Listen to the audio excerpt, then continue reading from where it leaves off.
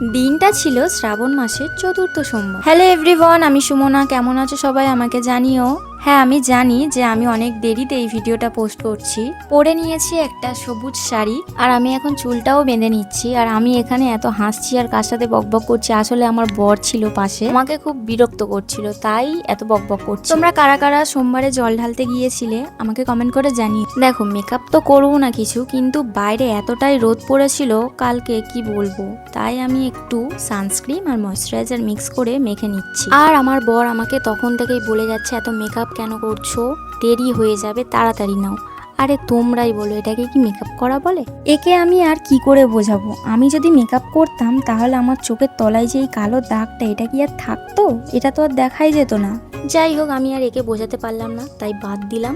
দিয়ে আমি মুখে ভালো করে সানস্ক্রিন আর ময়শ্চারাইজারটা মেখে নিলাম, তারপরে সিঁদুরটা পরে নিলাম। আর আমি আগে থেকেই পুজোর সব জোগাড় করেই রেখেছিলাম। জোগাড় বলতে তেমন কিছু নয়, ফুল, বেলপাতা, ফল, এগুলো সব জোগাড় করেই রেখেছিলাম।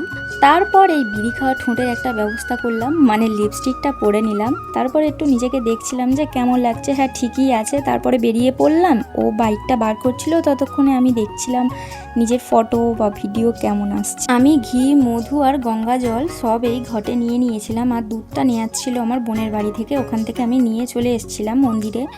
আর মন্দিরে আজকে সত্যি বলতে আমরা অনেকটা বেলায় গিয়েছিলাম, তো তাই অতটা ভিড়ও ছিল না। অতটা কি, ভিড় ছিলই না। আগের বছর এসছিলাম, এত বড় লাইন পড়েছিল কি বলবো। এই কয়েকজন আছে, এনার পরেই আমি জল ঢালতে যাব। আর জল ঢালতে গিয়ে কি হলো তোমরা জাস্ট দেখো। আসলে আমি ফুলের ছুরিটাই আনতে ভুলে গেছিলাম, তাই আমাকে ব্যাগ থেকে ফুল আর পাতা বার করে করে এইভাবে দিতে হচ্ছিল। দিতে দিতে দেখলেই তো দুধটা কতটাই নিচে পড়ে গেল। আর আমার তখনই মনটা খারাপ হয়ে গেল, কারণ পুজো দেওয়ার জন্য এনেছি, যদি এভাবে নিচে পড়ে যায় সত্যি মনটা কেমন খুঁতখুত করে। এটা হবার হয়ে গেছে, ওসব না ভেবে, মন খারাপ না করে আমি ভালো করে শিবের মাথায় জল ঢেলে, সবগুলো জায়গায় জল ঢেলে, তারপরে আমি মোমবাতি জ্বালিয়ে আর ধূপ জ্বালিয়ে একটু পুজো করে নিলাম। তারপর আমরা চলে এসেছিলাম ওখান থেকে। আচ্ছা, আমি কোথায় পুজো দিতে এসেছি, এই জায়গাটা কি তোমরা কেউ চেনো? যদি চিনে থাকো আমাকে বলবে কিন্তু। টাটা বন্ধুরা, দেখা হচ্ছে নেক্সট ভিডিওতে।